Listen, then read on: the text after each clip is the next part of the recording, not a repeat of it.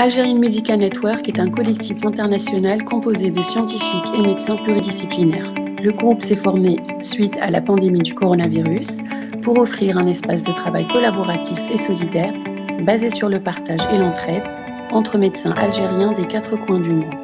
Afin de partager nos échanges avec le plus grand nombre, nous avons lancé Allo Algerian Medical Network, des séquences courtes et claires pour aider les confrères à la prise en charge clinique. Je suis Dr Nessel Mahazi, fondatrice et coordinatrice scientifique du collectif AMN. Je parle du Covid-19 avec Dr Silmani Mohamed Reda, pneumologue au service de pneumologie à l'EPH de Batna en Algérie. Bonjour Dr Silmani. Un médecin généraliste membre du groupe nous a posé le cas clinique suivant. Alors, il s'agit d'un patient de 64 ans suivi pour un asthme sévère depuis longtemps. Il fait actuellement une exacerbation d'asthme pour laquelle il prend des corticoïdes inhalés et des bêta-mimétiques en aérosol. Sa question est la suivante. Considérez-vous que ce patient soit à risque? Bonjour Nesrine. Bonjour. Je vous remercie pour vos questions. Concernant la question de notre confrère qui demande après le risque encouru par les patients asthmatiques, en effet, plusieurs études de cohorte, notamment des études chinoises et américaines, ne retrouvent pas d'augmentation de risque de survenue de Covid-19, notamment les cas sévères chez des patients atteints de maladies respiratoires chroniques. Et c'est vrai en particulier pour les asthmatiques, a fortiori lorsque leur asthme est bien contrôlé. Par contre, quand ils ont une infection par le Covid, ils sont désormais à risque d'évolution défavorable. Il faut savoir que leur maladie est donc plutôt un facteur de risque de gravité. Si une infection survient, qu'un facteur de risque de survenue de l'infection. Très bien, merci. Alors, une autre question qui est la suivante. Comment différencier entre les symptômes donc liés à l'asthme et ceux qui vont être associés à la COVID-19? À vrai dire, les premiers symptômes de l'infection au SARS-CoV-2 ne présentent aucune spécificité et peuvent prêter à confusion avec des signes d'exacerbation d'asthme, notamment en présence de toux et ou de dyspnée.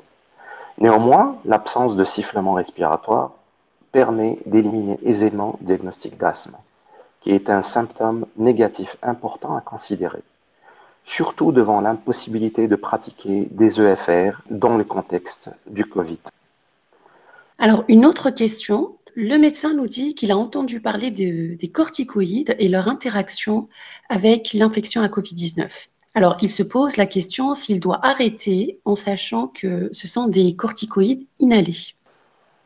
En effet, concernant la corticothérapie inhalée, qui reste la clé de voûte du traitement, c'est la pierre angulaire du traitement de l'asthmatique, il n'a jamais été démontré dans les diverses études publiées que les corticoïdes inhalés exposent un risque de survenue de formes graves d'infection à Covid.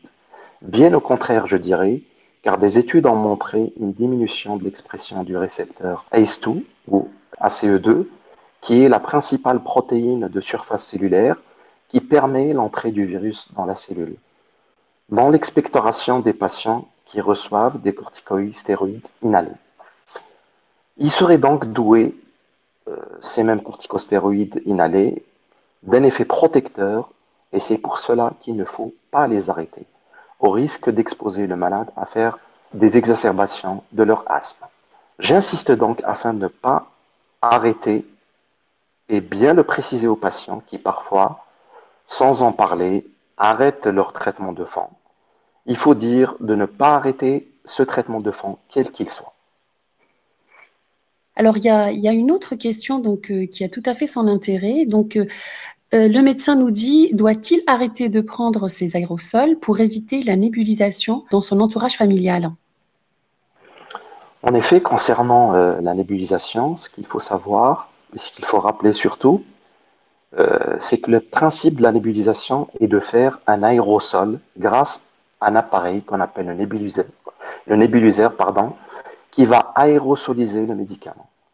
Donc, si le malade a des sécrétions respiratoires sortant du nez, il y a notamment une forte concentration de Covid, comme on le sait, au niveau du nez des patients qui sont infectés, le nébuliseur peut potentiellement répandre du virus dans la pièce.